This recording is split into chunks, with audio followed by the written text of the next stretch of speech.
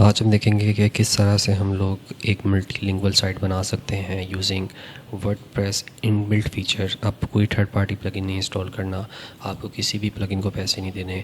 आपने सिंपल अपने वर्डप्रेस को, एग्जिस्टिंग इंस्टॉल्ड वर्डप्रेस को कन्वर्ट कर लेना है एक मल्टीलिंगुअल साइट के फॉर्मेट पे। अब वो किस तरह से आप कर सकते हैं, वर्डप्रेस में एक मल्टी साइट का ऑप्शन होता है, ठीक है।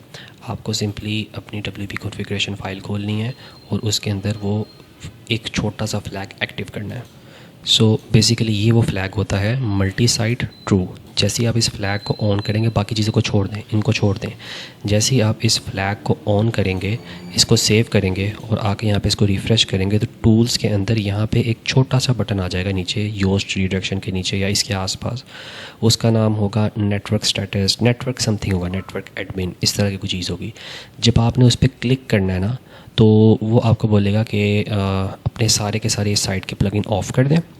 और आप इस साइट के सारे प्लगइन ऑफ़ कर लोगे और फिर वो आपको बोलेगा कि 2 कोड स्निपेट्स हैं, ये एक कोड स्निपेट आपने प्लेस कर लेना है WP कॉन्फ़िगरेशन फ़ाइल के अंदर और वो ये सारा कोड स्निपेट होगा। और ये कोड स्निपेट क्या होता है, यहाँ पे लिखा होता है कि मल्टी साइट ऑन कर दो, सब डोमेन इंस्टॉल नहीं करनी, यानी कि मैंने फ़ोल्डर बनाना है इसके अंदर, ठीक है, EN करके।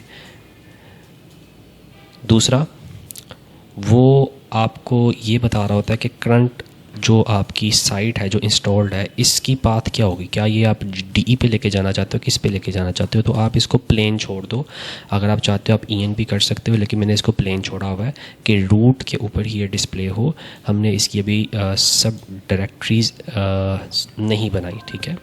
सब डोमेन तो हमने ऑफ़ कर दी है और सब डायरेक्टरीज़ हमने कहा कि जो एग्जिस्टिंग इंस्टॉलेशन है इसकी नहीं बनानी, जो बेस है यही रहेगा। अगर लेट से आप जर्मन साइट पे काम कर रहे होते और आपने इसका इंग्लिश बनाना होता, तो शायद मैं आपको रिकमेंड करता कि .com है तो DE कर लो और जो न्यू साइट बनाओगे उसको ना प्लेन रख देना या उसको -EN कर देना, /EN कर लेना।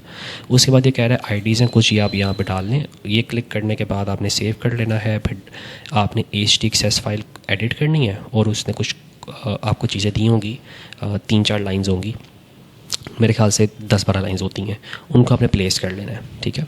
और जैसे ही आपने प्लेस करने के बाद इसको रिफ़्रेश कर लेंगे ना आप, सो आपके पास, इसको आप रिफ़्रेश करेंगे, सो आपके पास जो टूल्स के अंदर टैब था वो गायब हो जाएगा और ऊपर ये जो होम का साइन होता है ना, इसके साथ एक छोटा सा माई साइट का टैब खुल जाएगा और यहाँ पे नेटवर्क एडमिन का ऑप्शन आ जाएगा। अब हमने बेसिकली किया क्या है, हमने एक वर्डप्रेस की साइट को मल्टी साइट में कन्वर्ट किया है और उसको हमने बताया है कि यार देखो, हम एक ही वर्डप्रेस की इंस्टॉलेशन से अपनी मल्टीपल साइट्स को मैनेज करना चाह रहे हैं। यानी कि अगर मैं कोई प्लगइन इंस्टॉल करता हूँ, मेरे पास 10 साइट्स हैं 10 डिफरेंट लैंग्वेजेस के अंदर, तो एक प्लगइन 10 के 10 में इंस्टॉल हो जाए, एक प्लगइन 10 के 10 में एक्टिवेट हो जाए और मैं काफ़ी इजीली यहाँ पे बजाय ऐसे कि 10 दफ़ा वर्डप्रेस इंस्टॉल करूँ, मैं एक वर्डप्रेस की इंस्टॉलेशन के ऊपर उन सब को मैनेज कर लूँ। ऐसा क्यों है, देखें, सीधी सी बात है, आपकी मल्टीपल लैंग्वेजेस हो सकती हैं। एक पाकिस्तान में रह के आप उर्दू और इंग्लिश दोनों में साइट लॉन्च कर सकते हैं, इंडिया में रह के आप हिंदी और इंग्लिश दोनों में साइट लॉन्च कर सकते हैं।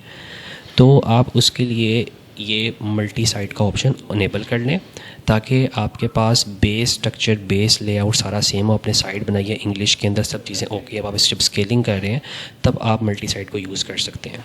हाँ, इसमें एक चीज़ होगी कि जब आप दूसरी आप नेटवर्क एडमिन पे जाओगे, जब डैशबोर्ड पे जाओगे तो आपको ऐसा कुछ व्यू मिलेगा। यू कैन सी के डैशबोर्ड है, यहाँ पे क्या होगा, यहाँ पे आपके पास नेटवर्क एक्टिवेट का बटन है हर प्लगइन के ऊपर। आप जिस जिस प्लगइन को ऑन करेंगे वो सारे नेटवर्क, ये 10 साइट्स हैं, 10 की 10 साइट्स पे एक्टिवेट हो जाएगा।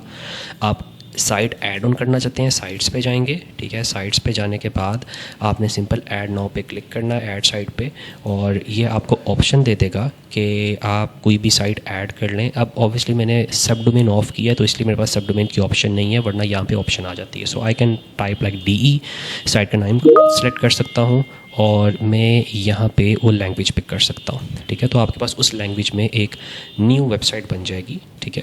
और मैं सीधी सी आपको बात बताऊँगा, ये टेक्निक जो है, जो डिफरेंट प्लगइन्स होते हैं वो भी बैकएंड पे यही टेक्निक को अडॉप्ट कर रहे होते हैं, लेकिन ये थोड़ा सा प्रोसेस कॉम्प्लिकेटेड है और इसमें एक मसला है। मसला ये है कि आपको वंस 2 साइटें बना ली हैं, आपके पास ना यहाँ पे पेजेस का बटन नहीं आ रहा। ये जो नेटवर्क एडमिन साइट है, इसका मतलब है कि आपको यहाँ पे सेपरेट पेज ऐड करने हैं, यहाँ पे सेपरेट पेज ऐड करने हैं।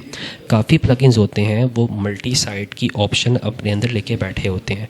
इसका मतलब है कि उनकी जो ऑप्शन है वो तमाम साइट्स पे अप्लाई हो जाती हैं। वो कौन कौन से प्लगइन है, लाइक इमेजिफाई है, इमेज कंप्रेस करने के लिए इसकी जो सेटिंग है वो दोनों साइट्स पे अप्लाई होगी। सिक्योरिटी फीचर है वो, क्योंकि वर्डप्रेस की इंस्टॉलेशन तो एक ही है ना, बस हमने क्या किया हुआ है, हमने उसको बताया कि मज़ीद ऑर्गेनाइज़ करने के लिए हम चाहते हैं कि एक मल्टी साइट बना लो, एक सब डायरेक्टरी लेट्स से स्पेनिश के अंदर या किसी और के अंदर। तो सिक्योरिटी तो आपकी वेबसाइट की रूट पे होती है ना, मतलब एक इंस्टॉलेशन के ऊपर होती है, सो उसकी सेटिंग भी दोनों साइट्स पे अप्लाई हुई होगी। फिर आपके पास फाइल है, फाइल सिस्टम आपके पास एक ही है, तो इसलिए यहाँ पे फाइल सिस्टम शो हो रहा है। मेल कॉन्फ़िगरेशन के लिए SMTP प्लगइन है, वो भी यहाँ पे शो हो रहा है। रैंक मैथ जो है उसकी कुछ ऑप्शंस आपको शो हो सकती हैं, like if I click on it आप देख सकते हैं कि मैं इंग्लिश साइट पे चला जाऊंगा आई थिंक, ठीक है। बट यहाँ पे लेट्स सी क्या होता है। यहाँ पे कुछ ऑप्शंस नहीं आ रही है हमारे पास, ठीक है। वो बस ये कह रहा है कि थैंक यू फॉर क्रिएटिंग, तो ये कह रहा है मल्टी साइट के लिए, लेकिन कोई ऑप्शन नहीं है। इन्होंने बस लगा दी यहाँ पे मल्टी साइट के लिए। शायद फ्यूचर में कुछ ऑप्शन दिखा दें मल्टी साइट्स के लिए, लेकिन उन्होंने यहाँ पे एटलीस्ट टैब दिखाया हुआ है। और उसके बाद आप देख सकते हैं कि कोई ऐसा चीज़ नहीं है, मतलब ये ई-कॉमर्स स्टोर है। अच्छी बात ये होती कि मुझे कलेक्टिवली सब साइट्स के ऑर्डर यहाँ पे शो हो जाते हैं, लेकिन उसकी पॉसिबिलिटी नहीं है, तो इसलिए वहाँ पे नज़र नहीं आ रहा। इसी तरह पेजेस नहीं है, यानी मुझे अगर ऑर्डर देखने हैं, मुझे इंग्लिश वाली साइट पे जाके उसके ऑर्डर अलग से देखने पड़ेंगे, स्पेनिश वाली साइट में जाके उसके ऑर्डर्स अलग से देखने पड़ेंगे, ठीक है। सो वो कॉमर्स में जाके ऑर्डर्स यहाँ से देखूँगा मैं, ठीक है, इंग्लिश के लिए। और अगर मैं स्पेनिश की बात करता हूँ, सो स्पेनिश खुला होगा यहाँ कहीं पे। सो स्पेनिश के भी मुझे सेम ऑर्डर इसकी बैकएंड पे जाके अलग से देखने पड़ेंगे। स्पेनिश के ये ऑर्डर्स 3 आए हुए हैं, ठीक है। सो मुझे यहाँ पे ऑर्डर इसके अलग से देखने पड़ेंगे। इसी तरह से इसके पेजेस अलग होंगे। तो अगर मुझे एक नया पेज बनाना है या नई प्रोडक्ट ऐड करनी है, तो स्पेनिश में भी जाके इंडिविजुअली ऐड करूँगा, इंग्लिश में भी जाके इंडिविजुअली ऐड करूँगा। यहाँ पे थर्ड पार्टी जो सॉफ्टवेयर्स होते हैं, लाइक ट्रांसलेट प्रेस होता है, WPML होता है, और जी ट्रांसलेट, मल्टीपल प्लगइन्स हैं, ठीक है। वो एंट्री मारते हैं, वो कहते हैं यार हम आपको ना असिस्टेंस प्रोवाइड करेंगे, आपको सिर्फ़ और सिर्फ एक ही प्लगइन इंस्टॉल करना है हमारा वाला, और आपको एक ही पेज क्राफ्ट करना है। हमारा AI सिस्टम उसकी ऑटोमेटिकली डुप्लीकेशन करेगा, और डुप्लीकेशन करने के बाद AI क्रेडिट्स को यूज़ करते हुए उसकी ऑटोमेटिकली ट्रांसलेशन भी कर लेगा, ठीक है। सो ऑटोमेटिक ट्रांसलेशन की बेस के ऊपर भी आपसे पैसे चार्ज कर रहे हो, तो इस प्रोसेस को, क्योंकि थोड़ा सा कोडिंग शोडिंग कॉपी पेस्टिंग इन्वॉल्व है, तो इस प्रोसेस के लिए बेसिकली आपसे पैसे लेते हैं और अच्छे खासे महंगे होते हैं। और काफ़ी लोगों को समझ नहीं आती कि यार ये कैसे हो रहा है, क्यों, तो बैकएंड पे वो यही ऑपरेशन यूज़ कर रहे होते हैं। बस उसमें 2 एडिशनल स्टेप्स उन्होंने ऐड ऑन कर लिए हैं। नंबर 1, वो आपको अलाउ करते हैं कि आप एक ही डैशबोर्ड में, लाइक ये वाला डैशबोर्ड है, इसके अंदर से रह के पेज की डुप्लीकेशन कर लो, ठीक है। और आप ये एक पेज बनाए उसकी डुप्लीकेट हो जाएगी, वरना क्या होता है फिर आप पेज बना के उसको कॉपी करते दूसरी साइट पे, ठीक है, वहाँ पे जाके फिर टेक्स्ट को मैन्युअली चेंज करते हो। तो एक काम ये करते हैं। दूसरा, वो आपको ऑब्वियसली अगर यहाँ पे पेज की डुप्लीकेशन प्रोवाइड कर रहे हैं, तो एक यूज़र इंटरफेस भी प्रोवाइड करते हैं, जहाँ पे आपके पास सेंटर में लाइन लगी होती है, इधर सारे के सारे इंग्लिश आ रहे होते हैं, इधर स्पेनिश आ रहे होते हैं, और आप वर्ड बाय वर्ड दे के ना ट्रांसलेशन लिख के सेव कर लेते हो। दूसरा उनका अहम पार्ट होता है कि वो आपको ये छोटा सा इंटरफेस प्रोवाइड करते हैं। तीसरा होता है कि कुछ नहीं बल्कि सारे ही ट्रांसलेशन वाले जितने भी आपके प्लगइन्स हैं, वो AI को यूज़ करते हुए ऑटोमेटिकली ट्रांसलेशन भी प्रोवाइड कर देते हैं, and that is why they charge a lot. अब मैंने यहाँ पे रैंक मैथ को इंस्टॉल कर लिया था दोनों साइट के ऊपर, ठीक है। तो मेरे पास इंग्लिश साइट थी, इस पे मैंने रैंक मैथ इंस्टॉल कर लिया है। Here we go, Rank Math मैंने इंस्टॉल कर लिया हुआ है, और यू कैन सी कि रैंक मैथ मैंने कॉन्फ़िगर भी कर लिया हुआ है। यही रैंक मैथ मैंने क्योंकि नेटवर्क वाइड इनेबल किया था, तो स्पेनिश साइट में भी इनेबल हुआ होगा, ठीक है। सो लेट्स सी, मैं स्पेनिश में चला जाता हूँ, मैं यहाँ पे रैंक मैथ में जाता हूँ। देखें यहाँ पे मेरा रैंक मैथ कॉन्फ़िगर्ड है, ठीक है, यहाँ पे देखो रैंक मैथ मेरा कॉन्फ़िगर्ड है। लेकिन जब मैं स्पेनिश साइट में जाऊँगा, तो स्पेनिश साइट पे मुझे रैंक मैथ जो है दोबारा से कॉन्फ़िगर करना पड़ेगा, ठीक है। तो ये देखें जी, मैंने रैंक मैथ पे क्लिक किया है, and once I click on it, so okay, यहाँ पे बेसिकली एक सेपरेट दोबारा सेटअप शुरू होना चाहिए था, लेकिन क्योंकि मैंने खाली इंग्लिश वाला किया और ये भी ऑटोमेटिकली कॉन्फ़िगर हो गया, तो जो माइग्रेशन हुई है, क्योंकि डेटाबेस का टेबल सेम होता है, सो आई थिंक वो माइग्रेशन इस तरह से हो गई है। अब ज़रा मैं इसका देख लेता हूँ साइट मैप क्या इसका सेपरेट बना के दे रहा कि नहीं दे रहा। बना के देना तो चाहिए, तो it is giving me separate site map like Spanish का दे रहा है, तो दैट्स अ स्टार्ट, ठीक है। और मैं यहाँ पे योस्ट को बंद कर देता हूँ, ठीक है, क्योंकि माइग्रेशन तो हो चुकी है। और एक मज़े की चीज़ यहाँ पे एक और है कि क्योंकि मैंने योस्ट से माइग्रेशन की थी and I was recording the video, लेकिन वीडियो क्रैप्ट होगी some reason, I don't know what's the reason, लेकिन उसमें ये था कि मैंने जितने भी योस्ट के मेटा टाइटल मेटा डिस्क्रिप्शन थे वो सब के सब यहाँ पे इंपोर्ट कर दिए मैं। तो मैं उसको ना एक दफ़ा वैलिडेट कर लूँगा। मैं पेजेस में जाऊँगा, पेजेस में जाने के बाद मैं देखूँगा कि यार जो इन्होंने इस पेज के ऊपर या इस पेज के ऊपर मेरा टाइटल मेरा डिस्क्रिप्शन रखी थी, ठीक है, हमारे पास है एडिट क्विक वे और ये है 1 2 4 ये वाला है, ठीक है, व्यू। सो जो हमने माइग्रेशन की है, क्या उस माइग्रेशन की बिना पे डिटेल एसईओ एक्सटेंशन के अंदर एक्सीलेंट एक्सीलेंट। अब ये चीज़ अगर मैं इंग्लिश में देखता हूँ तो लेट मी सी ये चीज़ इंग्लिश में कैसी है। Page not found, obviously URL आपका चेंज है तो आपको पेज नहीं मिलेगा, बट मैं सर्विस पे चला जाता हूँ और मैं चेक करता हूँ सर्विस के अंदर, सो इंग्लिश के अंदर आ रहा है, ठीक है, capital medical equipment for your hospital. और यही चीज़ अगर मैं स्पेनिश में करता हूँ सर्विस पे, जो कि सेकंड ऑप्शन है मेन्यू में सर्विसो करके, सो उसने माइग्रेशन एक दफ़ा ही करनी थी, इसीलिए आपके पास यहाँ पे ये उन्होंने अपडेट किया ना, इसलिए उन्होंने यहाँ पे इसका ऑप्शन दिखा दिया कि एवरीथिंग जो कि रैंक मैथ देख रहा है मल्टी साइट के ऊपर, वो जो है एक दफ़ा ही करना पड़ेगा। मतलब इंग्लिश में एक दफ़ा अगर माइग्रेशन कर दी सो वो जो है दोनों साइट्स पे अप्लाई हो जाएगी। इसमें एक टेस्ट करते हैं क्योंकि इसमें अपडेट्स आ रहे हैं, बहुत से अपडेट्स आ रहे हैं। पहले रैंक मैथ को ना आपको एक दफ़ा कॉन्फ़िगरेशन यहाँ पे करनी पड़ती थी इंग्लिश वाले में कि भाई माइग्रेशन हो गई, फिर आपको स्पेनिश में जाके अलग से माइग्रेशन करनी पड़ती थी। अब उन्होंने इसको मर्ज अप कर दिया। एक टेस्ट और करते हैं।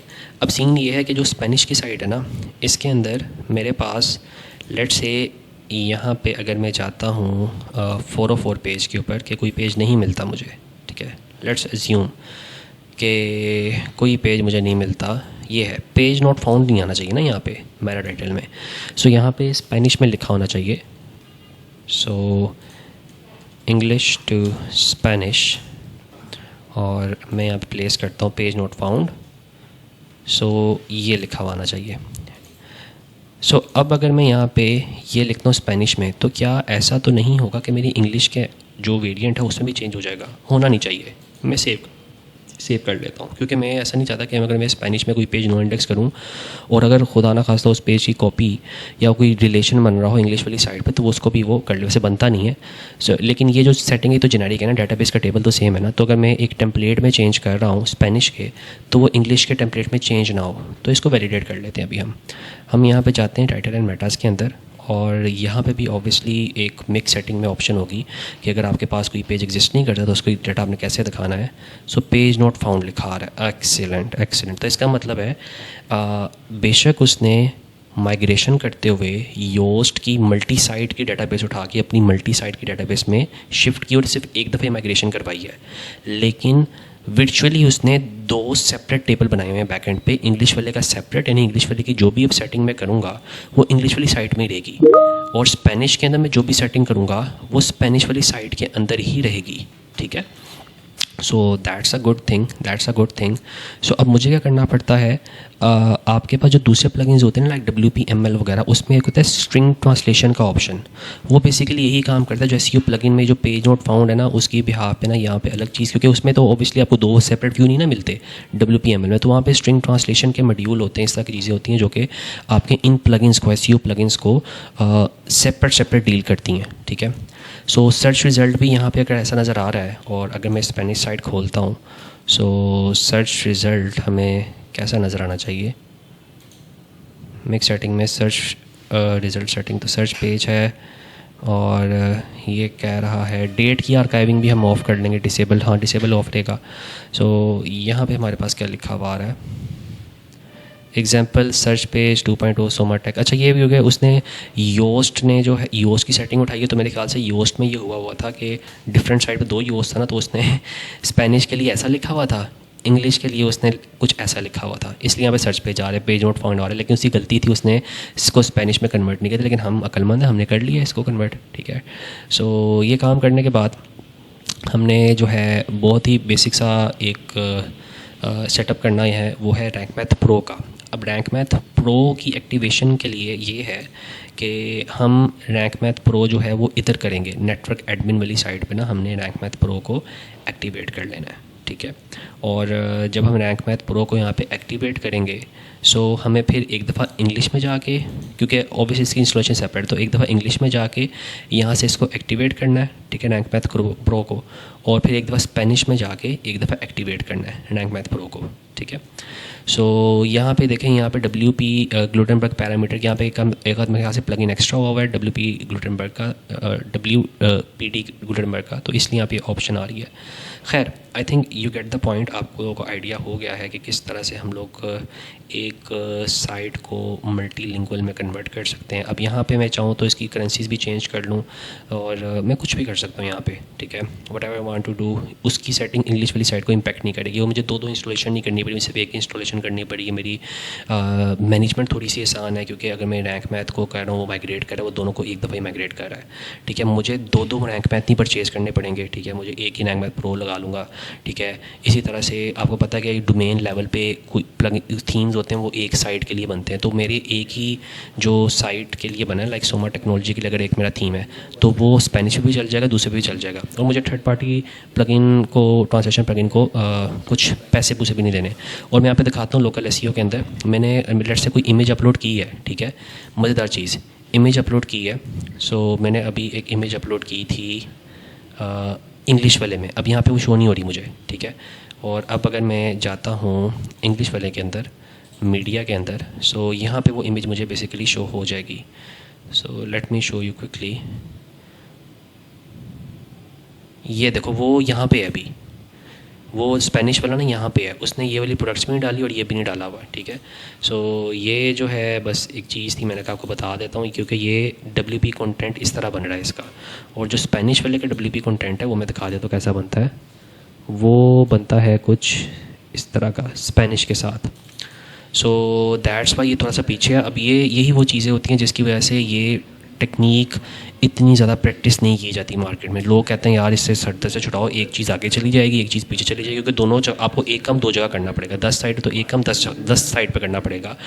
इसको हम छोटा कर सकते हैं शायद, वर्डप्रेस इन फ्यूचर में कोई रिलीज़ निकाले कि यहाँ पे एक पेज आप पब्लिश करें, उसकी आप प्लस का साइन है, कॉपी कर लें, डुप्लीकेट कर लें, और एक ही जगह पे आपके सेंट्रलाइज वे में मीडिया पड़ा हो, लेकिन अभी के लिए ऐसा पॉसिबल नहीं है। सो जो आपका WPML का प्लगइन है वो इसलिए, या ट्रांसलेटर से वो इसलिए मशहूर है क्योंकि फिर आपको ना स्टोरेज स्पेस भी कम यूटिलाइज़ करनी पड़ती है, क्योंकि एक इमेज अपलोड होती है वो स्पेनिश के लिए भी काम कर जाती है, इंग्लिश के लिए भी कर जाती है। अभी के लिए क्या है, आपको स्पेनिश के लिए अलग तस्वीर अपलोड करनी है, इंग्लिश के लिए अलग करनी है, वो एक सेम डबल स्पेस जाएगी, डबल काम करना पड़ेगा, सर दर्द है, अखीर किस्म का सर दर्द है आपके लिए, ठीक है।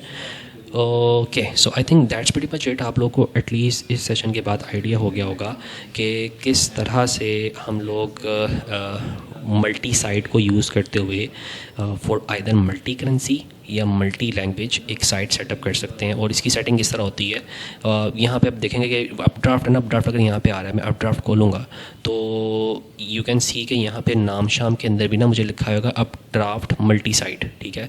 और अगर मैं यहाँ पे दिखाता हूँ, देखो मल्टी साइट लिखा रहा है, और इसका एक जो डेटाबेस का बैकअप है, ऑब्वियसली डेटाबेस एक ही है, दो डेटाबेस नहीं है, वरना दो इंस्टॉलेशन पे सेपरेट डेटाबेस होती है ना। सो मैं इसकी एक ही बैकअप लेता हूँ, तो वो दोनों का बैकअप ले लेती है, मतलब मैं स्पेनिश में भी जाके खोलूँगा ना तो मुझे यही नज़र आएगा, यही चीज़ें नज़र आएंगी।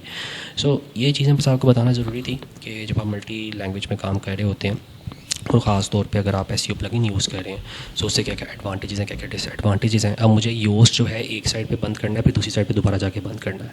सो लेट मी शो यू, मैं प्लगइन्स में जाता हूँ, इंग्लिश साइट है मेरी, इंग्लिश वेरिएंट है, किसी यहाँ पे स्पेनिश नहीं आ रहा, और यहाँ पे जाने के बाद 1 2 इनको मैं कर दूँगा deactivate. Before recommend to create restore point for your site, ठीक है। No thanks, I already did it, मैंने रीस्टोर पॉइंट बना लिया हुआ है। सो इसको जो हम डीएक्टिवेट कर लेते हैं और इसको अप्लाई कर लेते हैं। सो इट इज़ अप्लाइड, ठीक है। और ये कह रहा है कि नेटवर्क के ऊपर एक्टिव हुआ है, तो यहाँ से डीएक्टिवेट नहीं होगा, आपको नेटवर्क से जाके डीएक्टिवेट करना पड़ेगा। सो यहाँ पे हम जाते हैं और प्लगइन में जाते हैं, बस यहाँ से भी हम डीएक्टिवेट कर सकते हैं, वो दोनों साइड्स में डीएक्टिवेट हो जाता है। सो कंट्रोल एंड कर लेते हैं, यहाँ पे नेटवर्क डीएक्टिवेट कर लेते हैं इसको, और अब अगर मैं स्पेनिश में जाता हूँ और यहाँ पे होगा प्लगइन्स में जाता हूँ, तो यू गाइस कैन सी कि मेरे पास योस्ट स्टिल एक्टिवेट है। ये क्योंकि नेटवर्क वाइट मैंने डीएक्टिवेट किया था इसलिए डीएक्टिवेट हो गया, वरना ये दोनों को मुझे मैनुअली करना पड़ेगा यहाँ पे डीएक्टिवेट। ठीक है, ये एक मैंने प्लगइन किया हुआ है, उसका नाम है माउस टूल टिप ट्रांसलेटर। सो ये आपको ना मल्टीलिंगुअल पे बहुत असिस्ट करता है, तो आई कैन इजीली सी कि इसका क्या मतलब है। इस पर ओवर करूँगा get the premium version FAQ setting, तो इसका मतलब FAQ है, ये सेटिंग है, ये डीएक्टिवेट है। So what I am gonna do is मैं इसको डीएक्टिवेट कर दूँगा, और अब ये स्पेनिश के लिए भी, कोई स्पेनिश था इसके लिए मेरा डीएक्टिवेट हो जाएगा। एंड आफ्टरवर्ड्स मेरे पास 2 अलग साइट मैप्स हैं, एक इंग्लिश का अलग साइट मैप है। हाँ, report.txt या इस तरह की जो फाइल्स हैं वो मेरे पास जेनेरिक हैं। ठीक है, सो इसलिए मैं आपको दिखाता हूँ। अगर मैं इसकी आपको reports.txt दिखाऊँ, और अगर मैं यहाँ पे साइट मैप अपना खुद बना लूँगा ना, वो भी मेरा सेम बन जाएगा। ठीक है, तो यहाँ पे साइट मैप के अंदर आ रहा है report.txt इफेक्ट नहीं हुई मेरी यहाँ पे ना, तो स्पेनिश का साइट मैप अलग आ रहा है। स्पेनिश का साइट मैप दिखा देता हूँ आपको मैं एक दफ़ा। ठीक है, so let me show you Spanish site map. So ये स्टिल मुझे योस्ट का दिखा रहा है। इसको जो है हमें कैशे क्लियर करनी पड़ेगी एक दफ़ा ऑब्वियसली। देखो आ गया, कैशे क्लियर की है मैंने, Ctrl+Shift+R दबाते हैं तो हार्ड रिफ्रेश होता है, वो कैशे के बगैर आपको डाटा दिखाता है।